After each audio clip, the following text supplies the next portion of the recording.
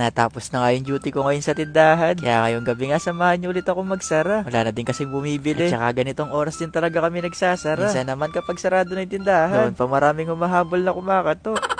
Nasa loob pala ng tindahan si mama. At saka yung naglalak kapag tinutulak ko tong pangsara. Akala kasi daw nung iba automatic. Eto na nga yung sinasabi ko sa inyo mga guys. Yung bang humahabol na bumibili. Pero di naman daw sila bibili. Gusto lang daw nila magpa-picture kay Chao. Nahiya pa nga sila mga guys. Sabi ko nga sa kanila, pagtapos namin mag-picture umuwi na sila. Kaso pang gabi lang daw talaga sila lumalabas.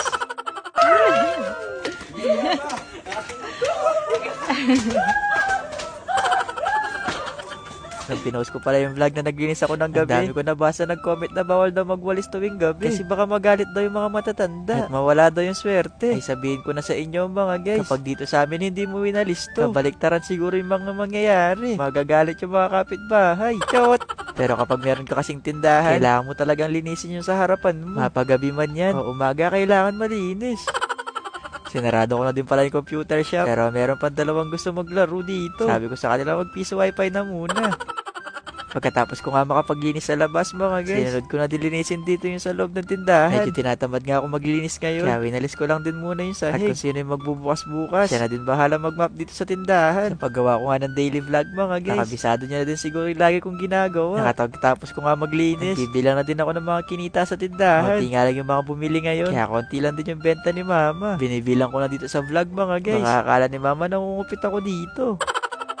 Pagkatapos ko nga maayos yung tindahan, ganap na rin ako ng lulutuin ko. Nagapulan na din pala ako kanina. Kaso nga lang bigla ako nag-crave ngayon ng french fries. Ito na lang din yung lulutuin ko ngayon. At yung mga kinukuha ko nga dito sa tindahan mga guys, ito na nga lang din talaga yung ginagawa ko sahod tuwing gabi. Kasi siguro deserve ko naman to. Chot! Ewan ko ba bigla ako nag-crave ng french fries. Habang nag-i-scroll din kasi ako kanina, ay napanood din ako kumakain ng french fries. Kaya bigla tuloy ako napaluto kahit kumain na ako kanina. At buti na nga lang din talaga mga guys, meron pang paninda si mama. Kasi kung wala na, pupunta talaga ako sa mga palengke kahit sarado na. Chot! Masarap din talagang kumain ng french fries tuwing gabi. At lalo na kapag ganito yung pagkakaluto. At kapag ganito nga yung french fries yung pagkakaluto, panigurado kahit 10 patatas kaya mong ubusin. Chot! Dinadamihan ko din pala sa pagluluto mga guys. Kasi minsan, yung mga kasama ko dito sa bahay nagkikrave din. Gusto mo pala malutong yung french fries mo. Pagkatapos nga mahiwa, ibabad mo lang siya sa yelo. 10 minuto ko lang din siya binababad. At ito talaga yung sikreto para lumutong yung french fries. Paano ba yan? Nasabi ko na sa inyo. Baka hindi na to secret. Chot! Pinatuyo ko nga lang siya sa tela. Bago ko din nilagay itong mga sangkap. Mabilis lang din siya gawin mga guys. Yung mahirap lang din talaga dito, yung wala kang mahanap na patatas. Kasi kahit saglit lang siyang gawin, kung walang patatas, di ka talaga makakapagluto. Sa paghalo din pala, gumamit na din ako ng plastic. Baka kasi may mag-comment na naman, bakit kinamay mo?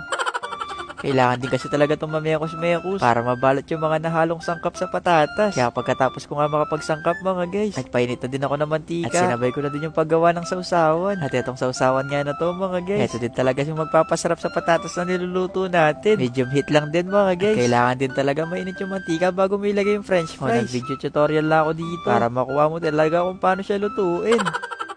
Medyo naparami nga itong gawa ko ngayon. Kaya itong kalahati nga, ilagay ko na nga muna siya dito sa ref. Para kapag susunod na nagutom ako, yun na lang yung lulutuin ko. At makalipas nga ng ilang minutong pagpiprito mga guys. Ito na nga yung nagawa natin. At ang pangalan nga nito, what price kung tawagin? Chot! Meron din pala ako nabili ng isang araw na ice cream. May partner ko din talaga ngayon dito sa french fries. Pero unahin muna natin itong nagawa ating sausawan. Ang sarap nga niya mga guys. Pero try pa rin natin siya dito sa ice cream. Ewan ko kung ako lang. Partner ko din talaga yung french fries sa ice cream. Nakakagigil nga to mga guys. Ang sarap kasi nung nagawa kong fries. Saktong-sakto sa sausawan.